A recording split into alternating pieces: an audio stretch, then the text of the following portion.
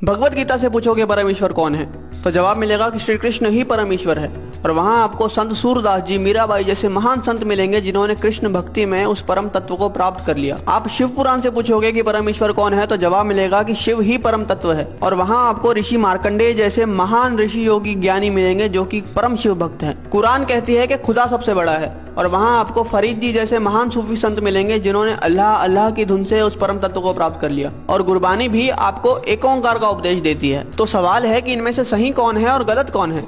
और जवाब है कि इनमें से सही तो सारे हैं, लेकिन गलत वो इंसान है जो इनमें से किसी एक पथ पे चलते हुए बाकियों का अनादर करता है, अपमान करता है। इसीलिए कबीर जी ने कहा था कि कबीरा कुआं एक है, यानी कि वो जो परमात्मा है वो एक विशाल कुएं की तरह है और पानी भरे अनेक, यानी कि हम और आप अलग अलग नामों से, अलग अलग स्वरूपों से उस भगवान को पुकारते हैं। लेकिन आगे कबीर जी कहते हैं कि भांडे ही में भेद है और पानी सब में एक। मतलब जो भांडा है यानी कि हम, भेद तो यहाँ पे है, क्योंकि आप इंसान को तो अलग कर सकते हो लेकिन भगवान को कभी बांटा नहीं जा सकता। अब प्याला चाहे सोने का हो या पीतल का, उसके अंदर जो पानी है वो तो अंत में प्यास ही बुझाएगा।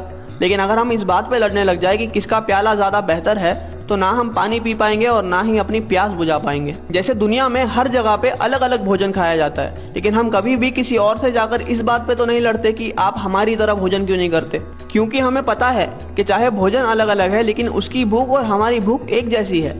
हो सकता है कि वो ब्रेड खाकर अपनी भूख मिटा रहा है और हम रोटी खाकर, लेकिन उसका असर जो हमारी बॉडी पे होगा वो एक जैसा ही होगा। इसलिए हमारी पेट की भूख तो मिट जाती है लेकिन हमारी परमार्थ की भूख कभी मिट ही नहीं पाती। हम लड़ने में इतने बिजी है कि हमें खाने की, यानी कि उस भक्ति को अनुभव करने की फुर्सत ही नहीं है। कबीरा कुआं एक है और पानी भरे अनेक, भांडे ही में भेद है, पानी सब में एक।